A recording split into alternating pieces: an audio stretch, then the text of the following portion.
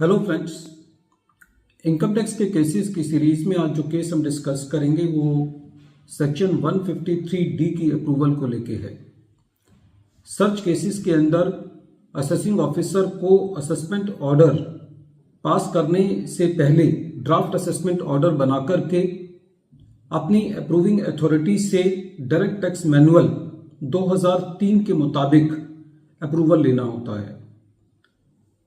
काफ़ी सारे केसेस के अंदर ये डिसाइड किया गया है कि ये अप्रूवल खाली एक एडमिनिस्ट्रेटिव प्रोसीजर नहीं है, ये एक क्वासी जुडिशियल प्रोसीजर है और अप्रूवल देने से पहले अप्रूविंग अथॉरिटी को ये ध्यान रखना है कि क्या असेसिंग ऑफिसर ने अपना ड्राफ्ट असेसमेंट ऑर्डर असेसी के सारे सबमिशंस को कंसीडर करते हुए, सारे सीज्ड मटेरियल को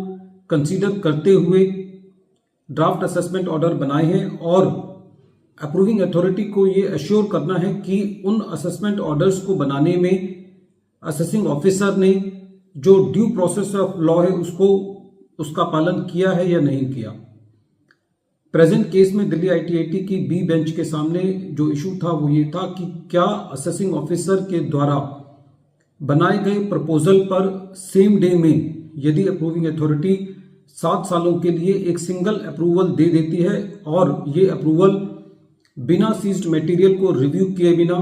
असेसी के द्वारा दिए गए सबमिशंस को कंसीडर किए बिना यदि ये अप्रूवल दिया जाता है, तो क्या ये approval as per direct tax manual फरवरी 2003 के मुताबिक है, या यदि ये अप्रूवल हर साल के लिए सेपरेट नहीं दिया जाता तो क्या ये अप्रूवल सेक्शन 153D के मैंडेट पर खरा उतरता है। यही इशू दिल्ली आईटीआईटी की बी बेंच ने अपने case Dheeraj Chaudhary versus assistant commissioner of income tax के केस में डिसाइड की और ये case 127 ITR tribunal page number 482 पर रिपोर्ट हुआ। इस केस का जजमेंट 12 सितंबर 2025 को आया। प्रेजेंट केस में असेसी की असेसमेंट सेक्शन 153A के अंदर कंप्लीट की गई थी और इस असेसमेंट को कंप्लीट करने के लिए जो अप्रूविंग अथॉरिटी ने अप्रूवल दिया था वो 7 सालों के लिए एक सिंगल अप्रूवल दिया था और जो अप्रूवल दिया गया वो सेम डे पर अप्रूवल दिया गया था जिस डे पर असेसिंग ऑफिसर ने अपनी अप्रूविंग अथॉरिटी से अप्रूवल मांगा था। नेक्स्ट जो फैक्ट्स थे इस केस में वो ये थे कि जब असेसिंग ऑफिसर ने अपनी अप्रूविंग अथॉरिटी से अप्रूवल मांगा तो खाली ड्राफ्ट असेसमेंट ऑर्डर और एक प्रपोजल लेटर बना करके उसके पास लेकर के गया जिसके अंदर कोई भी सीज्ड मटेरियल, कोई भी असेसी के द्वारा दिए गए सबमिशंस नहीं थे। असेसी ने इस ग्राउंड पर ट्रिब्यूनल के अंदर इस अप्रूवल को और अपने असेसमेंट ऑर्डर्स को चैलेंज किया। जब ये मैटर ट्रिब्यूनल ने सुना तो ट्रिब्यूनल का इस केस में ये कहना था कि जो सेक्शन 153D का परसूअल से ये पता चलता है कि अप्रूविंग अथॉरिटी को हर साल का सेपरेट अप्रूवल देना है और उस अप्रूवल से ये बात सामने आनी चाहिए कि अप्रूविंग अथॉरिटी ने उस ड्राफ्ट असेसमेंट ऑर्डर के लिए अप्रूवल क्यों दिया और खुद अप्रूवल से ही ये पता चलना चाहिए कि अप्रूविंग अथॉरिटी ने ड्यू एप्लीकेशन ऑफ माइंड किया है। ट्रिब्यूनल का यह भी कहना था कि जो डायरेक्ट टैक्स मैनुअल 2003 है उसके मुताबिक अप्रूवल लेने के लिए असेसिंग ऑफिसर को 1 महीने पहले जाना चाहिए। जो अप्रूवल के लिए जब असेसिंग ऑफिसर अपनी अप्रूविंग अथॉरिटी के पास जाएगा तो उस फैक्ट को अपनी ऑर्डर शीट में डॉकेट करेगा। जब अप्रूवल वहां से आएगा तो फिर उसको अपनी ऑर्डर शीट में डॉकेट करेगा और उस अप्रूवल से ये पता चलना चाहिए कि अप्रूविंग अथॉरिटी ने सारे असेसमेंट रिकॉर्ड्स को, असेसीज के सबमिशन को रिव्यू किया है। क्योंकि प्रेजेंट केस के अंदर 7 सालों का अप्रूवल 1 दिन के अंदर दिया गया जिस डेट पर असेसिंग ऑफिसर ने अप्रूवल मांगा और ट्रिब्यूनल का यह भी कहना था कि यदि डायरेक्ट टैक्स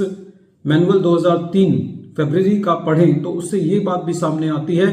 कि अप्रूविंग अथॉरिटी को अप्रूवल देने से पहले भी एसएससी को एक अपॉर्चुनिटी देनी चाहिए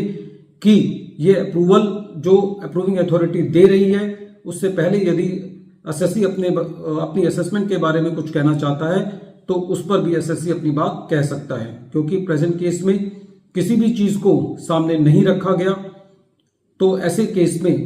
जो अप्रूवल दिया गया वो एक मैकेनिकल अप्रूवल है और उस अप्रूवल के आधार पर सारी असेसमेंट को क्वैश किया जाना चाहिए। इस केस में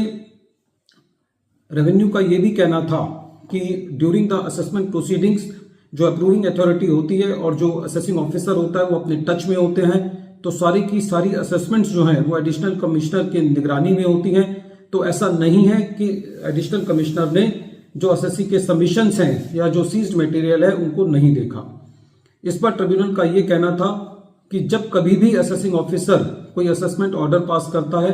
तो असेसिंग ऑफिसर के पास ये अधिकार होता है कि वो असेसी से कोई भी इंफॉर्मेशन मंगा सकता है। यदि असेसिंग ऑफिसर अपना असेसमेंट ऑर्डर पास करता है और उस असेसमेंट ऑर्डर को पास करने में यदि वो किसी हायर जुडिशरी के असेसमेंट ऑर्डर्स का पालन नहीं करता, तो ऐसे केस में एसएससी के पास ये अधिकार होता है कि वो उसके अगेंस्ट अपील फाइल कर सकता है। लेकिन कोई भी जुडिशरी या कोई भी अप्रूविंग अथॉरिटी असेसिंग ऑफिसर को उसका असेसमेंट ऑर्डर पास करने में डिक्टेट नहीं कर सकती, उसको ये नहीं बता सकती कि आपको असेसमेंट ऑर्डर कैसे पास करना है। तो इस केस में मैकेनिकल अप्रूवल के आधार पर सारी असेसमेंट प्रोसीडिंग्स को क्वैश किया गया। प्रेजेंट केस में पहले 2 मेंबर बेंच बैठी थी, इसके अंदर एक मेंबर ने अपना डिसेंटिंग व्यूज दिया था, इसलिए इस मैटर को थर्ड मेंबर को रेफर किया गया था और थर्ड मेंबर के रेफर करने के बाद ये फैसला आया कि जब एक ही अप्रूवल के अंदर मल्टीपल ईयर्स का अप्रूवल दिया जाएगा तो वो अप्रूवल मैकेनिकल होगा। वीडियो के अंत में एक बार फिर मैं केस का नाम रिपीट कर रहा हूं। केस का नाम है Dheeraj Chaudhary versus assistant commissioner of income tax और ये case 127 ITR tribunal page number 482 पर रिपोर्ट हुआ और इस केस का जजमेंट 12 सितंबर 2025 को आया। Thank you friends.